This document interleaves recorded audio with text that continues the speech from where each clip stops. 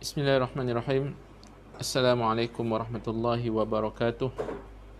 Alhamdulillah, alhamdulillah, nahmaduhu wa nasta'inuhu wa nastahdi wa nastaghfiruh wa na'udzu billahi min syururi anfusina wa min sayyiati a'malina.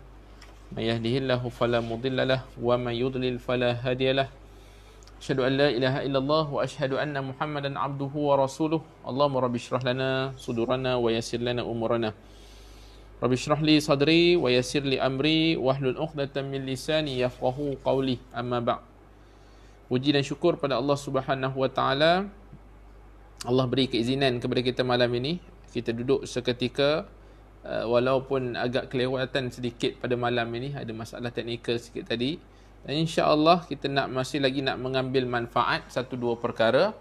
Mudah-mudahan Allah SWT berikan kepada kita sikap yang berterusan untuk melakukan kebaikan, sikap semangat kita untuk meninggalkan setiap kemungkaran-kemungkaran, dan insya-Allah mudah-mudahan sisa-sisa umur ini dapat kita gunakan dalam ketaatan kepada Allah SWT. Saya doakan tuan-tuan dan puan-puan dalam keadaan sihat, dalam keadaan bertenaga, dalam keadaan masih lagi istiqamah melakukan kebaikan. Atau tuan-tuan yang baru saja mengikuti ini, terus dapat berkongsi, share, tag rakan-rakan yang lain, dan insyaAllah mudah-mudahan ia akan berpanjangan. Mudah-mudahan kita dapat mengambil manfaat. Hari ini masih lagi dalam kitab kita, Jadid Hayatak, kitab Perbaharulah Hidupmu, karya Syekh Muhammad Ghazali kepada kita. Kita berhenti dulu, kalau tuan-tuan ingat lagi, pada bab merasa cukup terhadap dunia. Cuma saya nak sebut sikit saja, kita nak habiskan sedikit, kemudian kita masuk bab yang baru. Kita nak habiskan ada satu dua perkara saja lagi tentang merasa cukup dengan dunia. Tentang bagaimana Syekh Muhammad Ghazali sebut kepada kita, jangan terlampau rakus terhadap dunia. Dunia boleh ambil, silakan. Jangan terlampau rakus. Bila hilang dunia, jangan terlampau gelisah. Jangan terlampau memikirkan seolah-olah itu kesudahan dalam kehidupan. Tetapi Syekh Muhammad Ghazali nak sebutkan kepada kita, bila merasa cukup dengan dunia, mensyukuri setiap nikmat-nikmat yang Allah Ta'ala berikan. Mudah-mudahan Allah Ta'ala ganjarkan lagi setiap kali kita bersyukur itu dengan nikmat yang melimpah ruah. Cuma saya nak sebut kat sini sambungan daripada yang lalu tentang bagaimana sikap manusia yang diberikan kekayaan, diberikan nikmat, diberikan kekuatan oleh Allah Subhanahu Wa Ta'ala dengan kebahagiaan dan sebagainya. Ini disebut satu keuntungan yang besar. Keuntungan yang besar. Tetapi lebih besar lagi seandainya segala nikmat itu digunakan pada jalan Allah. Saya tak pasti sama ada saya pernah sebut ataupun tidak pada minggu yang lalu. Setiap nikmat yang tidak digunakan pada jalan Allah, setiap nikmat yang tidak digunakan pada jalan Allah, itu musibah. Setiap nikmat yang tidak digunakan pada jalan Allah, itu musibah. Maka kita nak muhasabah diri kita, nak mula melihat setiap nikmat. Nikmat ni banyak. Wa in ta'udu ni'matallahi la tuhsuha. Kita cuba hitung nikmat Allah, takkan terhitung punya. Daripada pagi tadi sehinggalah ke saat ini. Pagi tadi mungkin kita selesai mendirikan solat, kita baca Quran, mengaji, baca kahfi, banyakkan selawat, kita mungkin bersedekah, berwakaf, infak, bekerja, membantu keluarga kita dan sebagainya. Ini adalah nikmat-nikmat yang sangat besar. Nescaya kenikmatan yang Allah Ta'ala berikan ini, kalau kita masih gunakan pada jalan Allah, ia akan mendatangkan keuntungan, ia akan mendatangkan keberkatan dalam kehidupan kita. Disebutkan, Syekh Muhammad Ghazali sebutkan kepada kita, sungguh beruntung orang yang baik, yakni yang halal pekerjaannya, bagus tempat tidurnya, mulia namanya, dan yang orang lain terhindar daripada keburukannya. Sungguh beruntung orang yang mengamalkan ilmunya, menginfakkan lebih hartanya, dan menahan lisannya daripada mengatakan kepada keburukan. Lihat. Dan bagaimana Syekh Muhammad Ghazali nak sebutkan kepada kita, untung ada pekerjaan, untung ada harta, untung ada tubuh badan, ada lisan yang boleh bercakap, untung. Tetapi lebih menguntungkan, ada harta boleh diinfakkan, ada ilmu boleh diajarkan, ada ilmu boleh diamalkan. Itu lebih penting. Ada lidah dapat menahan daripada sifat keburukan. Ada anggota badan dapat menahan daripada melakukan kemudaratan terhadap manusia lain. Itu maksudnya apa? Bagaimana nak memanfaatkan ataupun bagaimana nak menggunakan setiap nikmat Allah Ta'ala itu dalam keberkatan kepada di jalan yang Allah Subhanahu Wa Taala berikan. Kemudian diceritakan kepada kita ada juga bukan setakat kenikmatan, Allah juga menguji manusia. Kena ingat, setiap daripada kebaikan juga satu ujian untuk melihat bagaimana untuk manusia memberi, untuk manusia mensyukuri nikmat Allah. Ada satu lagi sudut yang Allah akan uji kita dengan musibah, dengan kegelisahan. Tidak sedikit orang yang sudah mengetahui kesan buruk, kesedihan, kegelisahan bagi kemajuan dan produktiviti masyarakat. Kerana itu, sejak beberapa tahun lalu di suatu negara dibentuk satu komuniti yang menjalankan kempen dengan slogan kekuatan ada dalam kebahagiaan. Ini disebut di Jerman. Di Jerman buat satu slogan, kekuatan ada dalam kebahagiaan. Nak pupuk dalam diri kita, mungkin kehidupan dunia yang menekan, dengan pelbagai situasi, dengan pelbagai perkara-perkara yang menekan kehidupan kita, akhirnya kita nak cari kekuatan. Ini disebut kekuatan itu ada dalam kebahagiaan.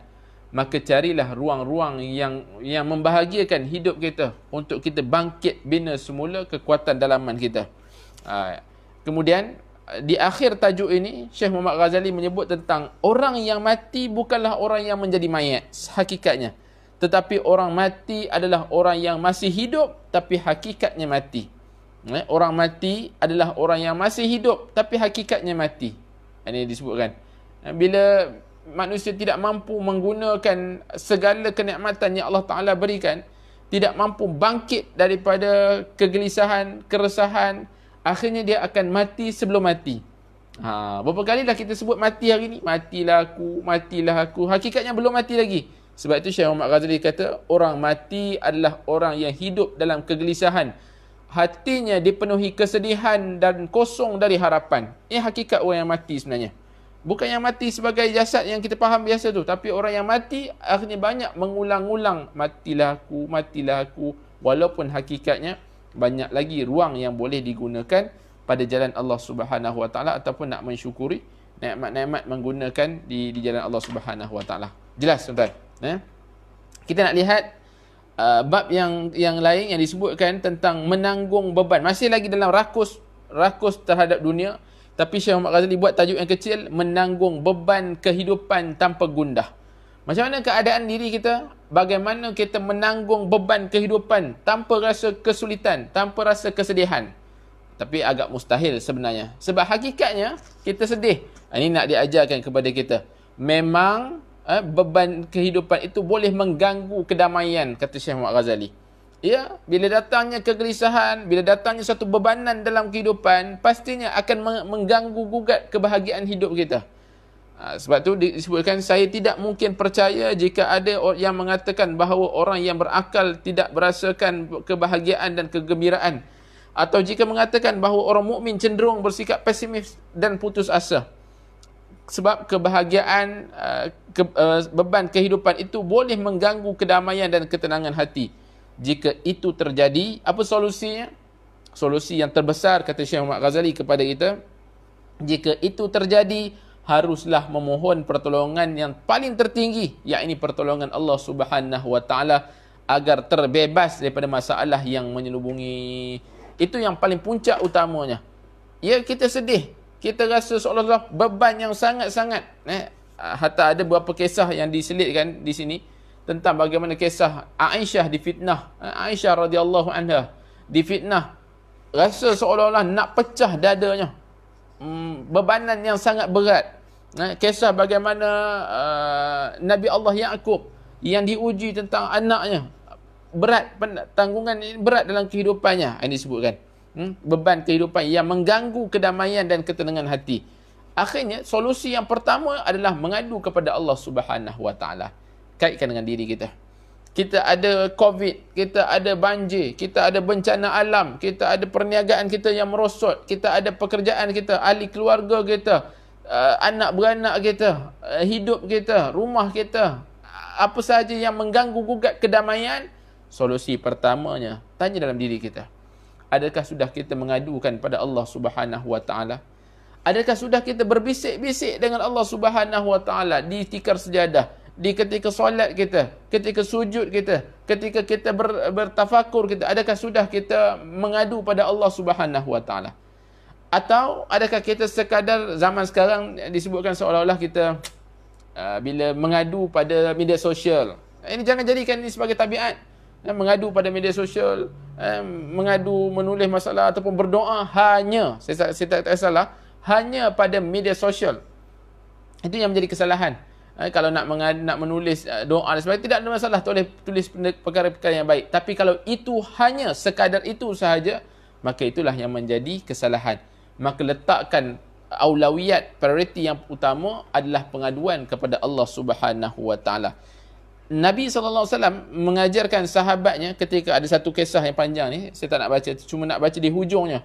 Nabi ajar ada seorang sahabat yang rasa gundah gulana dengan sifat-sifat hutang.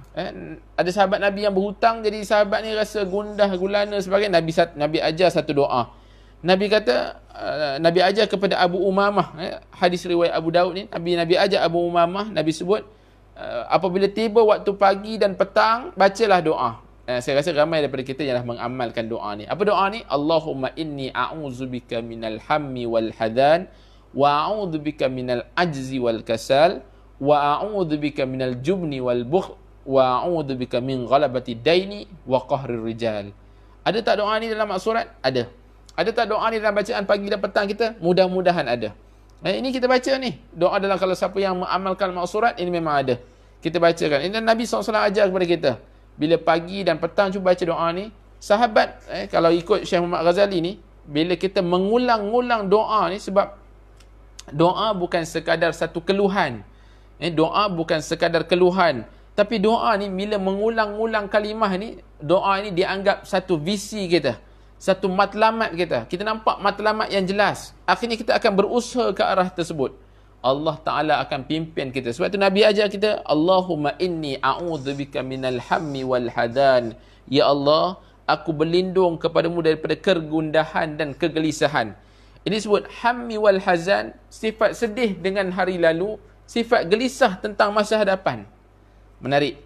Bila kita nak doa pada Allah, bila kita mungkin sedih dengan waktu lalu, kenapalah aku dulu macam tu, kita sedih dengan waktu lalu, tapi kita juga ada kegelisahan pada masa akan datang. Jadi boleh amalkan doa ni. Allahumma inni a'udzubika minal hammi wal hadan. Ya Allah, aku lindung daripadamu. Aku berlindung kepadamu daripada kegundahan dan kesedihan. Wa a'udzubika minal ajzi wal kasal. Aku minta berlindung daripada kelemahan dan kemalasan. Ajzi, lemah dan malas. Wa a'udzubika minal jubni wal bukh. Dan aku minta lindung daripada sifat-sifat kedekut, sifat bakhil. Wa a'udzubika min ghalabati daini wa qahrir rijal. Dan minta berlindung daripada belitan hutang. Subhanallah. Nabi ajar sahabat ni, Syekh Muhammad Ghazali sebut kepada kita, mengulang-ulang kalimah tersebut, yakni doa atau zikir, sesungguhnya merupakan kunci penting untuk mempersiapkan jiwa sehingga mencapai keadaan tertentu yang dengannya kehidupan seseorang berubah dan menjalani kehidupan di bawah naungan pertolongan Allah. Sebab apa kita berdoa? Ini kunci penting kita untuk mempersiapkan diri kita. Yakin dan pasti Allah Ta'ala akan bantu kita. Yakin dan pasti dengan doa. Allah kata, Udu'uni astajib lakum. Berdoalah, akan aku mustajabkan, akan aku kabulkan.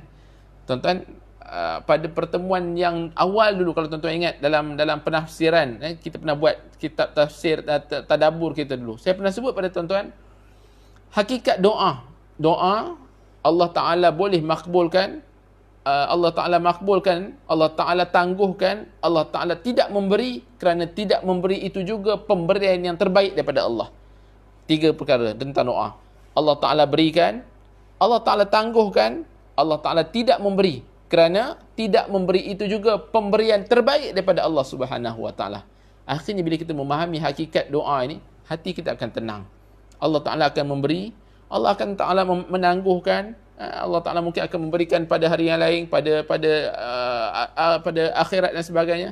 Ataupun Allah Ta'ala tidak memberi, kerana tidak memberi itu juga pemberian yang terbaik daripada Allah Subhanahu Wa Ta'ala. Jadi bila kita mengulang-ulang kalimah doa, mengulang-ulang kalimah ini, hakikatnya ia persiapan kepada diri kita. Ustaz, saya tak ada lagi hutang. Ustaz, saya tak ada lagi nak sedih-sedih. boleh kita amalkan sebenarnya. Ini persiapan misi dan visi kita berhadapan dengan ujian-ujian Allah Subhanahu wa taala. Kemudian doa di atas memiliki kekuatan yang lebih besar dibandingkan dengan lagu-lagu pembangkit semangat yang dinyanyikan penuh semangat untuk memotivasikan pasukan. Subhanallah. Tengok.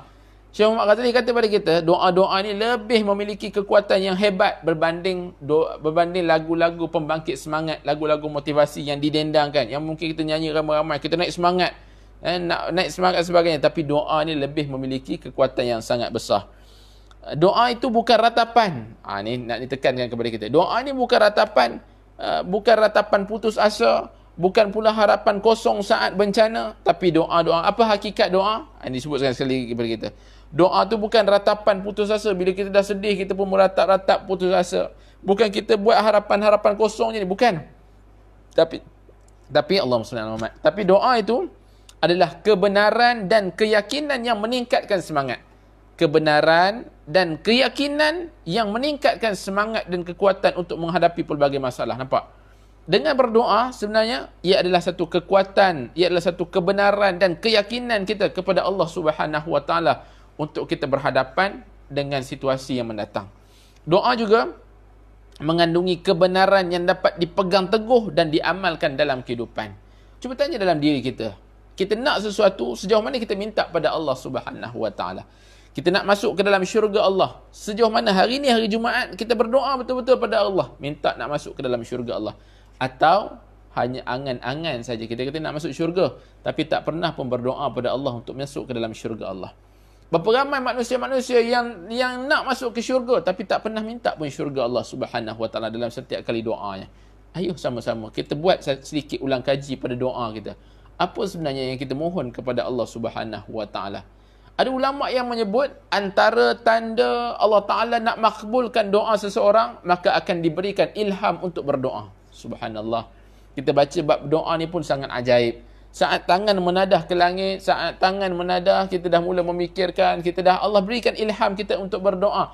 Itu juga langkah pertama untuk Allah Ta'ala memakbulkan doa kita. Sebab ada manusia yang tak tahu berdoa. Angkat tangan kosong, rasa macam nak doa apa hari ni? Tak tahu nak berdoa apa. Kan? Akhirnya, ya Allah, sama macam semalam lah, ya Allah. Amin. Kan? Tapi jangan buat macam tu, tuan-tuan. Kan? Seolah-olah bila Allah mengilhamkan kita untuk berdoa, ia langkah pertama untuk kita dimakbulkan doa kita. Yakin insya-Allah. Sebab tu dia katakan kepada kita, doa itu mengandungi kebenaran yang dapat dipegang teguh dan diamalkan dalam kehidupan. Maksud utama yang terkandung dalam doa adalah tekad yang kuat dalam melakukan pelbagai usaha di bawah naungan keimanan, kesihatan dan keseimbangan. Bukan setakat berdoa lalu tak buat apa-apa. Berdoa, ya Allah, buanglah kesedihan, ya Allah, berilah kekuatan untuk aku hadapi masa hadapan. Doa. Tapi lepas tu tak buat apa-apa. Bukan. Tapi doa disebut, bila ada maksud-maksud yang tersirat dalam doa, ini tekad kita untuk melakukan usaha di bawah naungan Allah Subhanahu wa taala. Bila kita berdoa, kita yakin Allah Taala akan bersama dalam setiap langkah kita. Subhanallah. Bila Allah Taala bersama kita di setiap langkah, tidak ada lagi perkara yang boleh membebankan kita. Datanglah masalah macam mana besar sekalipun, bila Allah Taala bersama dengan kita, kita rasa ringan sekali hidup ini. Datanglah ujian, ya ujian memang akan datang dalam kehidupan kita. Tapi saat kita rasa Allah bersama kita, tidak ada yang lebih menenangkan kecuali Allah Ta'ala akan selesaikan segala-galanya. Kemudian, jika doa dilihat sebagai keluhan semata, maka doa tidak ubah seperti pengulangan angan-angan dan harapan. Kalau kita rasa doa ni sekadar keluhan, mengeluh, bukan. Sebab kena ingat, doa tu bukan sekadar keluhan. Kalau kita keluhan, maka ia disebut seperti, tak ubah seperti pengulangan angan-angan dan harapan. Tapi kena ada keyakinan, ada tekad yang diiringi dengan usaha yang penuh dengan naungan keimanan, kesihatan dan keseimbangan. Doa tidak dapat mengubah apa-apa, apalagi mempengaruhi kehidupan, kerana orang yang berdoa menunggu keajaiban datang pada hari esok. Keyakinan seperti itu menjadikan doa hanya sebagai permainan yang tidak ada nilainya di hadapan Allah. Dahlah berdoa, lepas tu tak buat apa-apa, maka ini adalah seolah-olah permainan yang menipu kita. Bila berdoa pada Allah, tidak diiringi dengan usaha, tidak diiringi dengan satu tekad yang kuat untuk kita meletakkan itu visi yang perlu kita lakukan, maka ia tidak boleh mendatangkan apa-apa keuntungan. Tentu saja itu anggapan yang salah. Doa bukanlah penyataan yang hanya berisi keluhan. Orang yang berdoa sesungguhnya sedang menentukan hala tuju dan jalan kebaikan yang hendak dilalui. Subhanallah. Lihat. Saya ulang sekali lagi. Orang yang berdoa sesungguhnya sedang menentukan hala tuju dan jalan kebaikan yang hendak dilaluinya. Hebat. Kalau kita berdoa untuk kebaikan ahli keluarga, kebaikan pekerjaan, kebaikan hidup kita, sebenarnya kita nampak misi dan visi kita. Kita nampak matlamat kita. Tuan-tuan, kalau pagi tadi rasanya ada dalam motivasi-motivasi yang disebutkan, matlamat ini akan dapat dicapai bila seseorang itu mempunyai matlamat. Matlamat akan dapat dicapai pada orang yang ada matlamat. Kalau orang yang tak ada matlamat, tak akan dapat capai matlamatnya. Macam mana nak capai kalau benda yang dah tak ada? Itu sama juga. Kalau kita berdoa pada Allah, seolah-olah kita sudah sedang menyusun misi dan visi hidup kita. Kita nampak dah apa yang kita nak dalam kehidupan kita. Nescaya kita akan berusaha ke arah tersebut. Ini bererti katanya sesungguhnya Nabi Ibrahim dalam doanya, ketika Nabi Ibrahim berdoa dalam surah Ibrahim, Ya Tuhanku, jadikanlah aku dan anak cucuku termasuk orang yang mendirikan solat. Ya Tuhanku, perkenanlah doaku. Nampak doa Nabi Ibrahim. Ni pun doa yang kita amalkan dalam solat kita kan. Rabbi ja'alni muqimas salah wa min zurriyati. Doa Nabi Ibrahim. Rabbi ja'alni muqimas salah wa min zurriyati. Ya Tuhanku, jadikanlah aku dan anak cucuku termasuk orang yang mendirikan salat. Ya Tuhanku, perkenankanlah doaku. Nampak disebutkan pada kita. Sesungguhnya Nabi Allah Ibrahim telah menetapkan solat sebagai pilihan jalan hidupnya. Kalau kita berdoa sebegini, apa usaha kita? Perbaiki kualiti solat, solat pada waktunya, jaga solat kita dengan baik, hebatkan lagi, tambahkan lagi kualiti solat kita. Sebab bila berdoa, diiringi dengan perkara-perkara tersebut. Nabi Ibrahim buat apa? Sama juga Nabi Ibrahim, seorang Nabi masih lagi berdoa kepada Allah untuk Allah sabitkan, tetapkan dia pada jalan solat, pada jalan untuk mengadu pada Allah Subhanahu wa taala. Doa yang diucapkan merupakan visi yang menggambarkan jalan yang hendak dilaluinya, iaitu dengan jalan solat. Sama juga dengan kita berdoa pada Allah. Ya Allah, berikan kekuatan dalam diriku dengan solat, Ya Allah. Akhirnya kita mula melazimi solat-solat sunat, mengadu pada Allah dalam solat, bercerita dengan Allah kisah-kisah kehidupan kita dalam solat. Ya, Allah Maha mengetahui, tapi ini sifat kehambaan. Bagaimana akrabnya kita dengan Allah, mesranya hubungan kita dengan Allah. Akhirnya kita akan ceritakan pada Allah Ta'ala kisah-kisah hidup kita tanpa kita rasa malu, tanpa kita sedar. Akhirnya air mata kita mengalir. Akrabnya hubungan dengan Allah Subhanahu wa taala. Tidak menafikan Allah Maha mengetahui, tapi akhirnya kita akan rasa seolah-olah kerinduan yang teramat sangat untuk bertemu dengan Allah Subhanahu wa taala. Ini disebutkan dalam hadis, man ahabba liqa Allah, ahabballahu liqa'ah. Barang siapa yang rindu untuk bertemu dengan Allah, Allah juga rindu untuk bertemu dengannya. Allahu akbar, tuan-tuan. Sesungguhnya dia mengimpikan keluarga yang tenteram dan rumah tangga yang harmoni. Dia menjadikan sebagai visi dan cita-cita yang harus diraih. Ketika dalam surah Furqan menyebut, Ya Tuhan kami, Rabbana hablana min azwajina wa dhurriyyatina qurrata ayun. Kita berdoa sebegitu. Sesungguhnya manusia yang berdoa sebegini nakkan misinya, visinya, nakkan keluarga yang harmoni. Maka apa yang perlu dilakukan? Menjaga ahli keluarganya dengan baik, memberikan nafkah yang terbaik kepada ahli keluarganya, memberikan pendidikan yang terbaik, memberikan merasakan bahawa ini amanah dan tanggungjawab yang Allah Ta'ala berikan. Maka doa tadi akan mudah diperkenankan oleh Allah Subhanahu wa taala. Apa yang boleh kita rumuskan dalam rakus mengakibatkan kegelisahan ini? Ada 4 perkara yang Syekh Muhammad Ghazali sebut kepada kita. Yang pertama, ini cuba kita rumusan semula. Rumusan kepada tajuk besar kita, rakus mengakibatkan kegelisahan. Yang pertama, kegilaan terhadap materialism ataupun kegilaan terhadap harta benda ni menyebabkan orang berlumba-lumba mengaut keuntungan dunia sebanyaknya sehingga hidup dilanda kekhawatiran, kegelisahan dan kegundahan. Hati-hati jangan sampai terjerat dengan perasaan kegilaan terhadap kebendaan.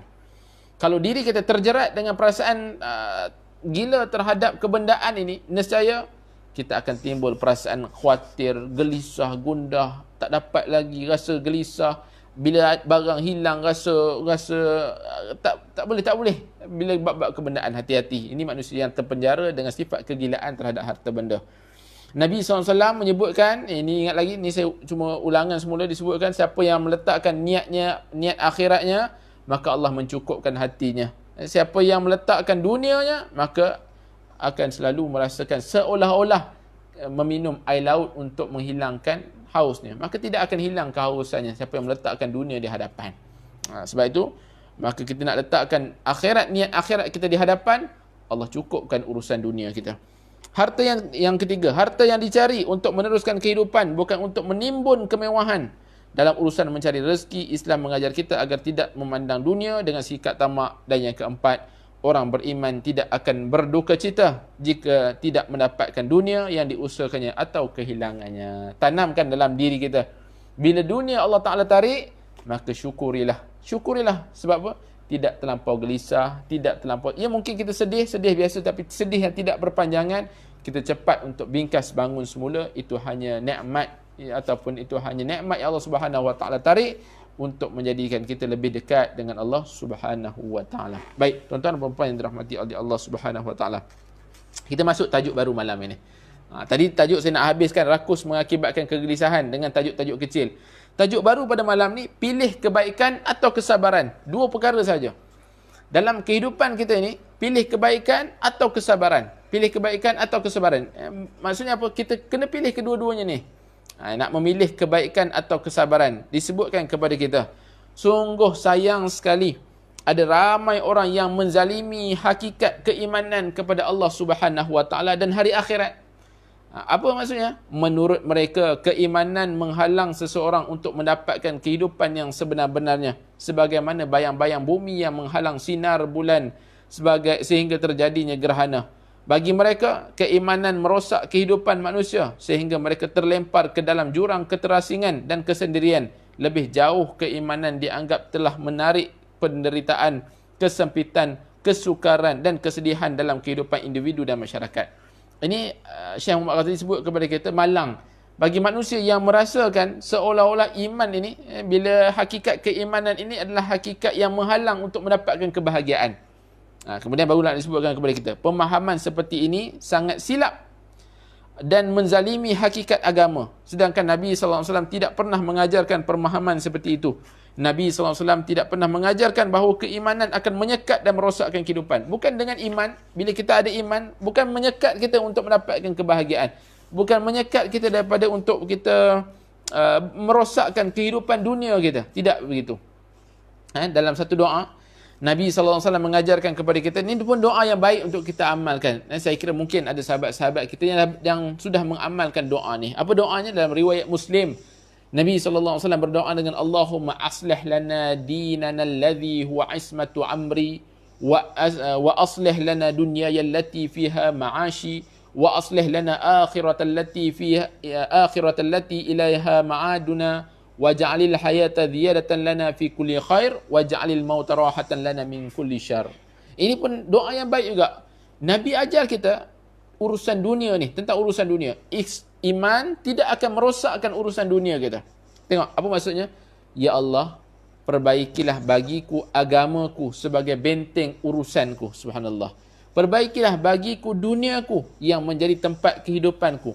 Perbaikilah akhiratku yang menjadi tempat kembaliku. Ya Allah, jadikanlah kehidupan ini nilai tambah bagiku dalam segala kebaikan, dan jadikanlah kematianku sebagai kebebasanku dari segala keburukan. Subhanallah.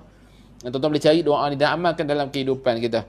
Mengapa mereka menganggap keimanan itu sinonim dengan kepedihan, penderitaan dan kegelisahan? Ini kesilapan. Kalau menganggap bahawa dengan beriman akan sedih, dengan beriman akan penderitaan, dengan beriman akan penuh dengan kegelisahan. Kenapa begitu? Mengapa mereka menganggap begitu? Sedangkan dikatakan Nabi SAW membenci semua itu dan memohon perlindungan Allah Subhanahu Wa Ta'ala agar tidak ditimpakan musibah dan penderitaan. Diriwayatkan daripada Abu Hurairah radhiyallahu anhu bahawa Nabi SAW memohon perlindungan Allah Subhanahu Wa Ta'ala daripada cubaan yang sangat berat, kesengsaraan yang pedih, takdir yang buruk dan kehinaan di hadapan musuh. Subhanallah. Dengan iman masih lagi kita dapat meneruskan kehidupan dengan baik hakikatnya. Sebab itu diletakkan kepada kita, tajuk kecil ni adalah memilih bersyukur daripada bersabar. memilih bersyukur daripada bersabar. Subhanallah. Ini kan bila kita memikirkan sama ada pemilihan kebaikan atau kesabaran, disebutkan kepada kita memilih bersyukur daripada bersabar. Bersyukur daripada bersabar. Beberapa sahabat Nabi SAW pernah terjebak dalam pemahaman keliru seperti itu. Mereka beranggapan penderitaan dan kepedihan merupakan penebus dosa-dosa yang telah mereka lakukan. Nabi SAW kemudian memberi mereka pemahaman yang sebenar bahawa perihal ini lebih mudah daripada apa yang mereka fikirkan. Sebuah riwayat menyebut Nabi SAW datang menjenguk sahabat yang sedang menghadapi sakit kuat sehingga tubuhnya kurus kering. Baginda SAW bertanya, apakah kau berdoa memohon sesuatu kepada Allah? Sahabat itu menjawab, ya benar. Wahai Rasulullah, aku pernah berdoa. Ya Allah, sekiranya aku memang akan menerima seksa di akhirat, segeralah seksa itu di dunia saja. Subhanallah.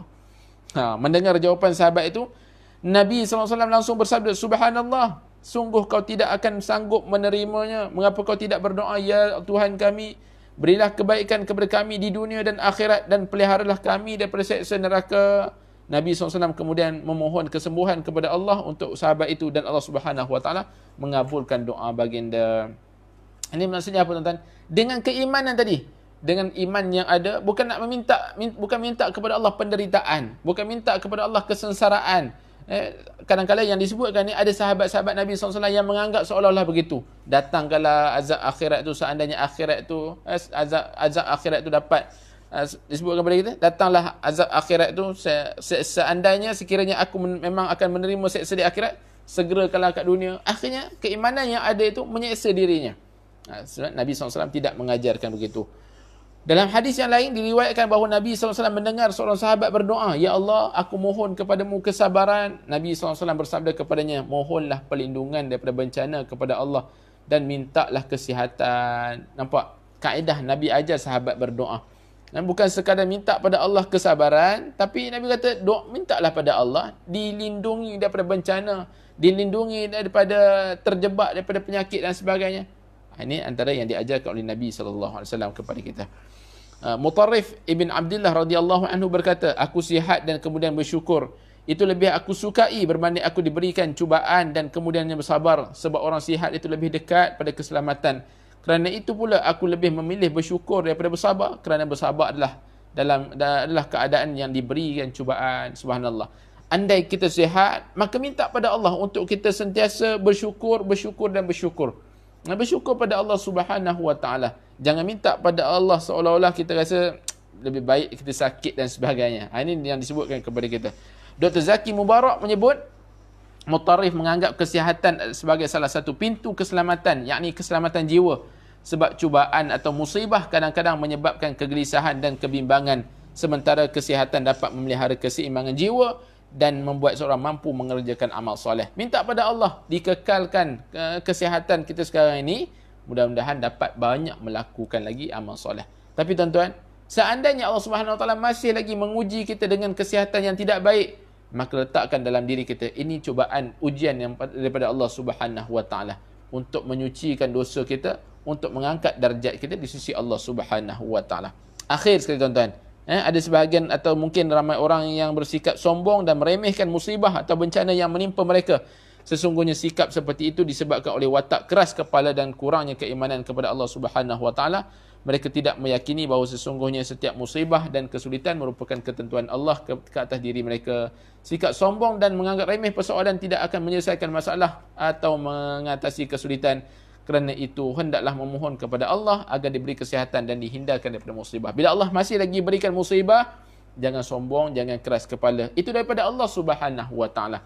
Yang penting kita minta kekuatan daripada Allah Subhanahu Wa Taala, diberikan kesihatan yang baik, dihindarkan daripada musibah, agar kita dapat bersyukur dan terus bersyukur kepada Allah Subhanahu Wa Taala. InsyaAllah tuan-tuan, minggu hadapan kita akan lihat tajuk kecilnya, melapang dada ataupun merasa cukup. Melapang dada melawan merasa cukup. Ini tajuk yang menarik juga untuk kita dalami. Dan insya-Allah mudah-mudahan Allah berikan kepada kita kekuatan, Allah berikan kepada kita kebaikan untuk kita melaziminya dalam kehidupan kita. InsyaAllah kita dapat sambungnya pada minggu hadapan. Terima kasih atas kesudian. Terima kasih atas tuan-tuan yang berkongsi, share pada malam ini. Mudah-mudahan Allah Ta'ala berikan kebaikan kepada kita. Mohon maaf atas kekhilafan bicara dan sebagainya. Aqulu qawli hadza wa astaghfirullahal azim li wa lakum. Wassalamualaikum warahmatullahi wabarakatuh.